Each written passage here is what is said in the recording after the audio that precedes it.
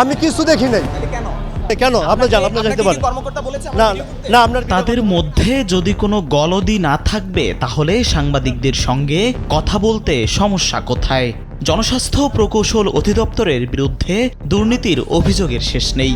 সে কারণেই কি সাংবাদিকদের এই অধিদপ্তরে ঢোকা নিষেধ? আওয়ামী লীগ সরকারের সাবেক এলজিআরডি মন্ত্রী তাজুল ইসলামকে 1 কোটি টাকা ঘুষ না দেয়ায় বিপাকে পড়েছেন ঠিকাদারি বেশ কয়েকটি প্রতিষ্ঠান। আর তাজুল ইসলামের নাম ভাঙিয়ে ঘুষ দাবির অভিযোগ জনস্বাস্থ্য প্রকৌশল অধিদপ্তরের অতিরিক্ত প্রধান প্রকৌশলী জহিরুদ্দিন দেওয়ানের বিরুদ্ধে। অভিযোগের বিষয়ে তার মন্তব্য নিতে গেলে তারই নির্দেশে অধিদপ্তরের প্রধান ফটকে এমন বাধার মুখে পড়তে হয় প্রতিবেদককে। একই কাজের দরপত্র আহ্বান করা হয়েছে 4 বার। প্রকল্পের মেয়াদও শেষ হওয়ার পথে। দরপত্র মূল্যায়নে উত্তীর্ণ হয়েও কাজ পায়নি ঠিকাদারি প্রতিষ্ঠান। এমন নানা অনিয়ম দুর্নীতির বিষয়ে লিখিত অভিযোগ করা হয় জনস্বাস্থ্যের প্রধান প্রকৌশলী ও সচিবের কাছে। সিপিটিওতে আপিলও করে ঠিকাদারি প্রতিষ্ঠানগুলো, কিন্তু কোনো কিছুতেই কাজ হয়নি। বহাল তবিয়তে রয়েছেন অভিযুক্তরা। অন্যদিকে দিনের পর দিন ক্ষতিগ্রস্ত হচ্ছে ঠিকাদারি প্রতিষ্ঠানগুলো। আমি টেন্ডার করছি, আমাকে তারা রেসপন্সিভ পেয়েছে, ইজিবিতে তারা আপলোড করেছে, দেখি বাকিটা আমি আমার ভাগ্যের উপর ছেড়ে দিয়েছি। তারা ইভ্যালুয়েশন করলো, ইভ্যালুয়েশন করার পরে ইভ্যালুয়েশন করে আমাদেরকে রেসপন্সিভ করলো। আমি যখন প্রধান প্রকৌশলী তখন সারোয়ার সাহেব ছিলেন, ওনার সাথে আমি দেখা করলাম। দেখা করার পর উনি বললেন যে ভাই আপনাকে মন্ত্রীর লোকের সাথে দেখা করতে হবে। আমি বললাম ওনাকে যে স্যার প্রচণ্ড ডলার ক্রাইসিস, যে টেন্ডার করেছি কাজ তোলা আমাদের জন্য খুব ডিফিকাল্ট হয়ে যাবে, আমরা খুব সামান্য পরিমাণ লাভ রেখে সরকার ব্যবসা করি এখানে। উনি বললেন যে ভাই আমার কিছু করার নেই। হঠাৎ করে 2 মাস পরে সিদ্ধান্ত হয় না 2 মাস পরে আমি শুনলাম যে আমি মে মাসের দিকে ঘটনা যে আমি টাকা দিতে পারি নাই, এই জন্য আমার কাজ তারা বাতিল করে দিল। 2022 সালের জানুয়ারি মাসে পানির গুণগত মান পরীক্ষা ব্যবস্থাপনা শক্তিশালীকরণ প্রকল্পের দরপত্র আহ্বান করে জনস্বাস্থ্য প্রকৌশল অধিদপ্তর। পেরিয়েছে দরপত্রের সময়, পরপর 3 বার টেন্ডারে মূল্যায়ন শেষে হয়েছে ফের টেন্ডার। তবে কাজ পায়নি অংশগ্রহণকারী কোনো ঠিকাদারি প্রতিষ্ঠান। তো আবারও রিটেন্ডার করলেন, আবারও রেসপন্সিভ লোয়েস্ট হইলাম, আবারও ওনার টেন্ডারটা বাতিল করলেন। বাতিল করার পরে 5 আগস্টের পরে আবারও ওনারা রিটেন্ডার করলেন। এটা নভেম্বরের 11 তারিখে টেন্ডার সাবমিশন ডেট ছিল। নভেম্বরের 11 তারিখে টেন্ডার সাবমিশন ডেট ছিল, আমরা যথারীতি টেন্ডার করলাম। তৃতীয় দফার আহ্বান করা দরপত্র মূল্যায়ন শেষে সর্বনিম্ন দরদাতা প্রতিষ্ঠান বাংলাদেশ অ্যাডভান্স টেকনোলজিসকে মূল্যায়ন শেষে রেসপন্সিভ করে প্রকাশ করা হয় ওয়েবসাইটেও। পরে এলজিআরডি মন্ত্রী তাজুল ইসলামের বরাতে 1 কোটি টাকা ঘুষ দাবি করে মন্ত্রীর উন্নয়ন সমন্বয়কারী কামাল হোসেন। অভিযোগ রয়েছে এই অনৈতিক অর্থ দাবির পেছনে ছিলেন অতিরিক্ত প্রধান প্রকৌশলী জহিরুদ্দিন দেওয়ান। মন্ত্রীর এক প্রতিনিধি ছিল, তার নাম ছিল কামাল। সে আমার সাথে দেখা করলো। দেখা করার পরে সে আমার কাছে অনেক বিগ অ্যামাউন্ট একটা দাবি করলো, প্রায় 2 কোটি টাকা। সেখান থেকে সে আমার সাথে বার্গেনিং করতে করতে 1 কোটি টাকা চাইলো। 1 কোটি টাকা না দিলে সে আমার কাজ বাতিল করায় দেবে। টাকা না পেয়ে 2 মাস পর গত বছরের নভেম্বরে ফের আহ্বান করা হয় দরপত্র, কিন্তু 4 মাস পার হলেও কোনো সিদ্ধান্ত হয়নি। তাজুল ইসলাম যুগের অবসানের পর এই প্রকল্পের বল চলে যায় জহিরুদ্দিনের কোর্টে। এবার নিজেই ঘুষ দাবি করেন বলে অভিযোগ পাওয়া গেছে জহিরুদ্দিনের বিরুদ্ধে। তো আমি বললাম যে ভাই 1 কোটি টাকা আমি চোখে দেখি নাই, আর এই 26 কোটি টাকার কাজ করে আমি 1 কোটি টাকা প্রফিট করতে পারবো না। আমার ইনভেস্টমেন্ট আছে, আমার জনবল আছে, প্রত্যেকটা স্টেশনে গিয়ে আমার মেশিনগুলো ইনস্টলেশন করতে হবে, কমিশনিং করতে হবে, এবং ওয়ারেন্টি একটা লাইবিলিটিস আছে। তো আমার পারফরমেন্স সিকিউরিটি পড়ে থাকবে 1 বছর, আমি পারবো না। এদিকে 3 বছরে 4 বার দরপত্র আহ্বান আর সময় ক্ষেপণে শেষ হতে চলেছে প্রকল্পের মেয়াদ। আর্থিক ক্ষতির মুখে ঠিকাদারি প্রতিষ্ঠানগুলো, সুবিধা বঞ্চিত হতে চলেছে 26টি জেলার মানুষ। প্রথমবার টেন্ডার করলো, 1 বছর পরে সিদ্ধান্ত নিল তারা রিটেন্ডার। এই 1 বছরের আমাদের প্রায় 25 লক্ষ টাকার ব্যাংক ইন্টারেস্ট আনতে হয়েছে 80 লক্ষ টাকা। আচ্ছা, পরে আবার রিটেন্ডার করলো তারা, আবার 6 মাস রিটেন্ডার, আবার টেন্ডার করলো, আবার 6 মাস রিটেন্ডার।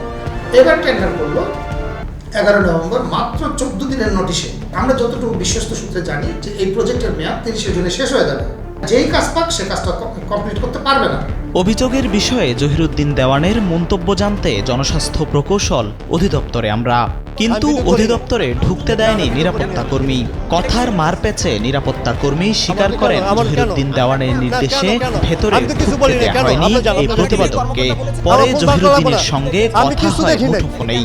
আমি আপনার সাথে দেখা করার জন্য আসছিলাম আপনার অফিসের সামনেই, কিন্তু বলছে যে আপনার অনুমতি ছাড়া কথা বলা যাবে না। আমি কি একটু আসতে পারি আপনার কাছে, মানে আমি এসে কথা বলি?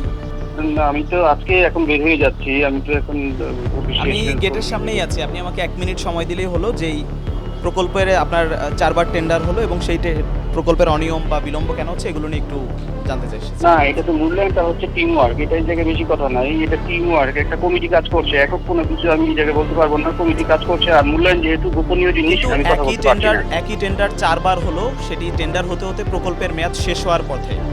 সেখানে 26টা জেলার লোকও তো মূল্যায়ন নিয়ে আমি কথা বলতে পারছি না ভাই। এই জায়গায় মূল্যায়ন গোপনীয় বিষয়, পিপিআর এর। কিন্তু আপনার 3 মাসের মেয়াদ তো ওভার হয়েছে 9 তারিখে। না, ওইটা এই জায়গায় কমিটির বিষয়, কমিটি এই জায়গায় দিলে করছে। আপনি তো মূল্যায়ন কমিটির সভাপতি। না, এটা তো 3 জনের কমিটি, এটা আমি কিছু বলতে পারছি না। ঠিক আছে, আমি শুধু যেহেতু আপনি এই মূল্যায়ন কমিটির সভাপতি হিসেবে আছেন, বা আপনি এইটা 4 বার টেন্ডার হয়েছে, এটা 4র্থ দফায় টেন্ডার, তো সেক্ষেত্রে এখনো পর্যন্ত এই বিলম্বটা আসলে গভর্নমেন্টের কেন হচ্ছে? সেক্ষেত্রে প্রকল্পের মেয়াদও তো শেষ হতে চলেছে, বা আপনার এই বিষয়ে আসলে কি মন্তব্য রয়েছে? আচ্ছা, কমিটি যখন রিপোর্ট করবে ফাইনালি, তখন ওই রিপোর্টে উল্লেখ করবেন, ঠিক আছে? আচ্ছা, কিন্তু সেখানে তো বাণিজ্যর কথাও আসছে যে আপনি 6% করে চাচ্ছেন, এবং দ্বিতীয় দফায় একজন ফার্স্ট লোয়েস্ট হয়েছিল, সেখানে 1 কোটি টাকা চাওয়া হয়েছিল। এইগুলি ভুল কথা, এগুলি প্রমাণ করেছে, এগুলি ভুল কথা, এগুলি কখন করি না আমি, ঠিক আছে? কিন্তু কোনো অদৃশ্য কারণ তো নিশ্চয়ই নেই, কেউ না কেউ তো কোনো না কোনো ঠিকাদার তো পাবে। ঠিকাদারদের অভিযোগ যে 4 দফায় টেন্ডার হয়েছে, কোনো না কোনো ঠিকাদার তো পাবে, কারোই কি কাগজপত্র ঠিক নেই? এবং দ্বিতীয় দফায় আপনারা একজনকে রেসপন্সিভ করে আপনারা হচ্ছে সার্ভারে আপলোড হয়েছে, সেইটাও তিনিও পায়নি, কিন্তু কেউই কেন পাচ্ছে না? বা এটা বারবার বিলম্বটা আসলে হচ্ছে কোথায়?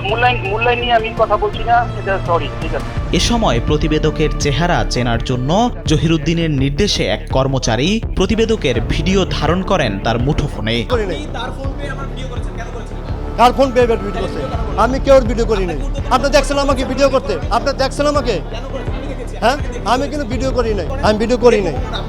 না, ভিডিও করি নাই আমি। অভিযুক্ত কর্মকর্তা সহ সংশ্লিষ্টদের বিরুদ্ধে অনিয়ম, বিলম্ব ও ঘুষ দাবির অভিযোগ তদন্ত করে যথাযথ ব্যবস্থা নেওয়ার দাবি করেন আর্থিক ক্ষতির শিকার ঠিকাদারি প্রতিষ্ঠানগুলোর পক্ষ থেকে। আমি প্রথম লিস্ট হওয়ার পরও সে আমাকে মূল্যায়ন করতেছে না। এই জহিরুদ্দিন সাহেবের কাছে আমি একাধিকবার গিয়েছি। কখন গেছি? যখন 1 মাস 1.5 মাস পার হয়ে যায়, তখন আমি তার কাছে বলছি যে দেখেন ভাই, আমাদেরকে একটু বাঁচান, আমাদেরকে অনেক ইন্টারেস্ট গুনতে হচ্ছে ব্যাংকে। কিন্তু সে আমাদের এই ক্ষতির কর্ণপাতই করেনি। আমরা 6টা ঠিকাদার, আমাদের কারোরই সে কোনো কর্ণপাত করতেছে না, যে আমাদের ক্ষতি তার কোনো গায়ে লাগতেছে না। এদিকে মন্ত্রণালয়ের একটি বিশ্বস্ত সূত্র থেকে জানা গেছে জহিরুদ্দিন দেওয়ান 5ম গ্রেডের কর্মকর্তা। এই গ্রেডের কর্মকর্তারা অতিরিক্ত প্রধান প্রকৌশলী, এমনকি একাধিক প্রকল্পের দায়িত্ব পালন করতে পারেন না।